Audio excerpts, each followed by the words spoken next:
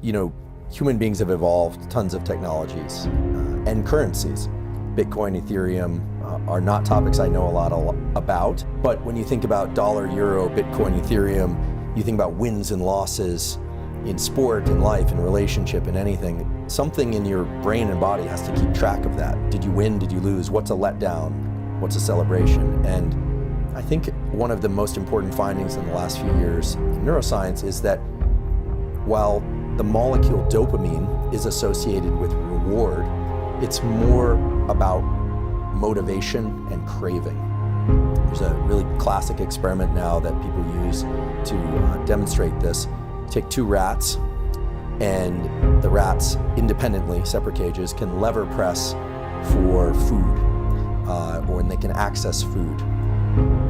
There's a little bit of dopamine that's released anytime they get some food, so we always thought that food, like many other rewards, like food, sex, warmth when you're cold, cool when you're too warm, is triggering the release of dopamine.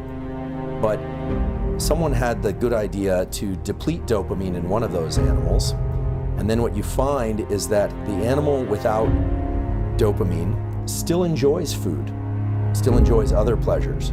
So dopamine's not really involved in the enjoyment of those pleasures, it's involved in motivation, because if you make the animal have to move just one rat's length, believe it or not, to get to that lever, the animal with dopamine will work to go get that thing.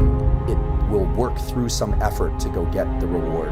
Whereas the animal, or it turns out the human without much dopamine, can still experience pleasure. They can sit on their couch and cram their face with pleasure-inducing calories or what have you, watch pleasure-inducing things on the television, but they have very little motivation to go pursue things that will deliver them pleasure. So when I say dopamine is the universal currency of everything, what I mean is it's driving the motivation to develop new currencies. When somebody can sit back and say, I'll just throw this number out. Let's say somebody has 100,000 Bitcoins, which presumably now is worth certainly more than it was a few years ago. The way they can register whether or not they are in a position of wealth or not has everything to do with the number they see on the screen or in their Bitcoin wallet. But that number is converted into a chemical signal that has everything to do with how much you had previously. So we could talk about the so-called reward prediction error. How good you feel with an experience has everything to do with how much you had previously. And dopamine itself is what's driving the human species to create these new technologies. And so while we think of currencies as the goal, it's actually what's really driven the forward evolution of our species has been the desire to go seek things beyond the confines of our skin. And when I say the common currency is dopamine, what I mean is the molecule dopamine, when secreted in the brain, makes us pursue things, build things, create things, makes us want new things that we don't currently already have.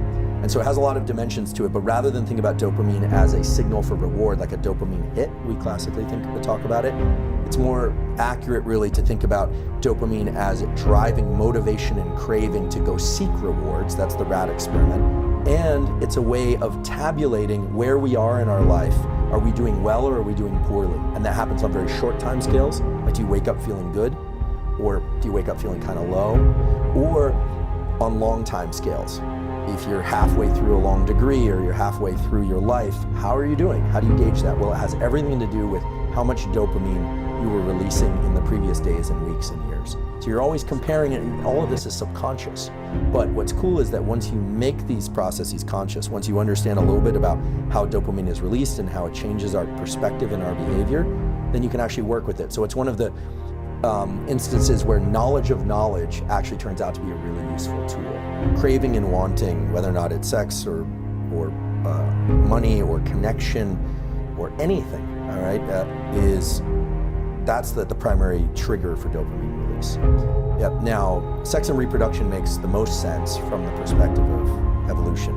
I mean, any species, every species tends to have two primary goals. One, protect its young, and second, make more of itself, usually in reverse order. So even for people that don't want children, I mean, you might not, or people, of course, not everyone is having sex just to reproduce, but at a primordial level, that's what those circuits are there for. So every species, in particular mammalian species where there's a lot of parenting and caretaking of the young, tries to make more of itself. And when you think about the relationship between dopamine and prolactin, it's interesting, and it takes us back to this motivation and craving that you were describing earlier, which is that dopamine and prolactin work in opposite fashion.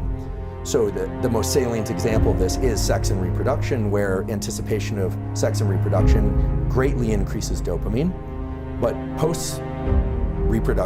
post-sex, it doesn't have to be for reproduction, there's a spark in prolactin in the male.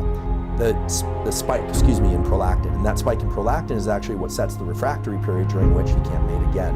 So it sets a period of quiescence to keep men, it's for pair bonding, for the exchange of chemicals through the nose, through the skin, and through the sweat, mainly through odor. However, we know that smells themselves, conscious detection of them, can evoke very robust physiological responses. A guy by the name of Noam Sobel, who's at the Weizmann Institute, he used to be at Berkeley, he has a lab over in Israel, it's an amazing lab, works on olfaction, smell, and they discovered that the scent of women's tears causes a dramatic and significant reduction in testosterone in men. The smell of tears. Now, it's subconscious at some level, but the other thing that, if we were going to kind of play around in this hormones and behavior interactions between humans, there are some really interesting examples. So, for instance, men will rate the smell of a woman's skin or sweat or the perception of her face as more beautiful during the pre-ovulatory phase of her menstrual cycle. That pre-ovulatory phase is associated with a number of different changes in hormones. Okay? Just that smell will increase testosterone in a male. And oral contraception in the female, when women taking oral contraception, it adjusts their hormones such that men no longer detect this change in how attractive women are. Doesn't mean they find them unattractive, but it means they don't find them increasingly attractive during this certain period of their menstrual cycle. Craving is actually what you crave. You crave the feeling of craving. Is beautiful because what it means is that you don't allow yourself to go so far down the arc of the dopamine trajectory to get to the other source of motivation. So there are two sources of motivation as it relates to dopamine, and then we can think about tools that we could export from these that are nested in neurobiology. The first is to do what you do, which is to be able to sense the craving as its own form of pleasure. This has kind of remnants of Carol Dweck's growth mindset, that you eventually develop a pleasure in the seeking and the striving. Has has flavors of a David Goggins type approach, where it seems like he gets pleasure from the friction itself, and so there are elements of that. You seem to have that as well. But if you can start to identify the craving as its own internally released drug, this thing dopamine, that is its source of motivation, then what you realize is that capturing the reward is wonderful, but attaching dopamine to the reward is actually a little bit dangerous. Celebrating the win more than the pursuit, it actually sets you up for failure in the future. And so this gets us right into something called dopamine reward prediction error. And reward prediction error is basically if you expect something to be really great, and then it's not quite that great, your dopamine baseline lowers. And now, understanding what we know about dopamine, that means that not only did you feel as if you lost because it wasn't as much a celebration as you thought it would be, but it also means that you're starting from a lower place, meaning you are less motivated. Now, the simpler way to conceptualize this is, I have a colleague at Stanford, she runs the addiction dual diagnosis clinic. Her name is Dr. Anna Lemke. She has a book called Dopamine Nation that's out right now. And she's really described this pleasure-pain balance, where anytime you have a bunch of dopamine and you're in pursuit, after you achieve a win, now this could be a business win, a relationship, a win of any kind, but inevitably there's going to be a tipping back of the scale on the pain side. And that pain side is always going to go a little bit higher than the dopamine side. So this is what you would feel if you pursued a goal like building a big company. Here it comes, the big sale, and then there's the, well, what now? The kind of letdown. Now, if you simply wait and stop pursuing dopamine for a short while, the scale starts to reset. The problem is a lot of people immediately roll right into the next pursuit. And then what happens is that scale starts to get stuck on the pain side. A little bit more, a little bit more, a little bit more. And pretty soon, no amount of seeking will allow you to experience that craving and motivation.